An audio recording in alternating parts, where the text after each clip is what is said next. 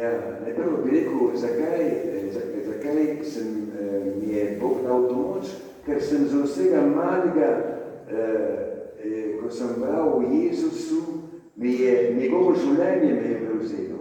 Kako je on živel med reveži, med preprostimi ljudmi, kako je on bil iskren, kako on je govoril resnico, se ni bal povedati duhovnikom iz templa,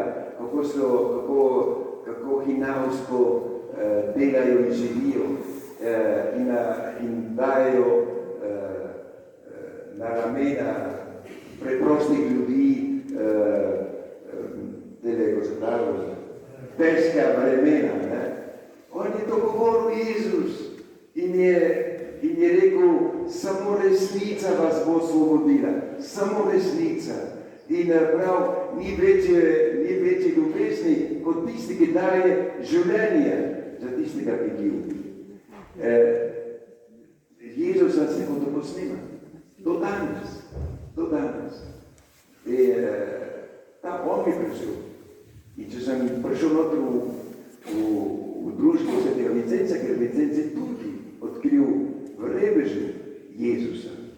Torej, to je bil izhod, zakaj, in če so njega preganjali, in če so njega preganjali, bodo tudi nas, tudi mene. Torej, to je ta, če verjeli, ko sprejemamo te reveže, te družine. Nikdaj se nismo bali sprejeti družine. Kako boste vi rekli mami, ki pride z številnimi otroci? Več ni prostora. Kako ni prostora? Če mi verjamemo, da je Bog, če Bog obstaja tudi prostor za vsakega človeka, za vsako mater, ki ima otroka. Mi verjamemo Boga. In zato se nismo bali sprijeti. En dan smo sprijeli 80 družin naenkrat. In enkrat je prišla ena mama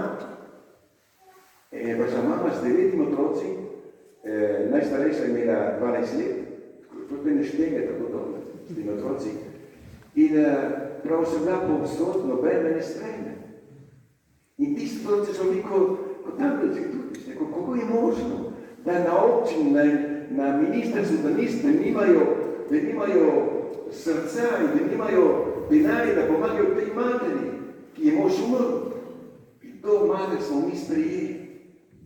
In kasneje, tretji otrok, je bil fant, je postal duhovnik. In danes je misionar v Kanadi.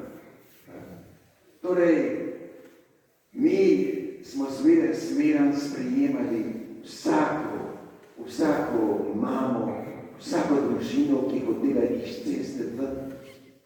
Nekdo, ki hoče ven iz ceste, pa boste rekli, ni prostora. Kako da ni prostora? Posod je prostor. Samo ga moramo biti pripričani na to in hočemo pomagati. In potem, brezoma, da ko vi sprejemate več ljudi, niste več svobodni, nimate več, morate biti njim v službu, morate skrbeti za njih, pripravljati delo, ustvarjati, graditi nova stanovanja, šole. Vi ste opreženi s temi reveži, vsak dan. Ampak ko vidite te otroke, kako ti otroci se spreminjajo, kako, ko so prišli, so bili žalostni in njihove oči, ki me gledajo, kaj bo rekel ta človek, a nas bo sprejel. Ko vidite njihove oči, kako oni tudi si želijo, da ljudi sprejeti. To vas prevzame. In tako smo mi sprejemali na tisoče ljudi, na tisoče družin, več kot 4500 družin, ki so ostali z nami. Več tisoč družin smo jim pa pomagali, da so se vrnili na njihove kraje, daleč na vse konce Madagaskarja, so jim pomagali.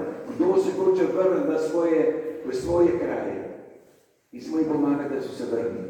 Smo rekli, če ni to mesto, glavno mesto, vaše mesto, če se niste tukaj rodili, če imate še družino, pojdite domov, ker to glavno mesto je postalo zelo nasilno in ni prostora. To mesto je bilo pripravljeno za 400,000 prebivalcev. Danes je v tem glavnem mestu 3 milijone ljudi. Jaz ne vem, kam grejo spat zvečer.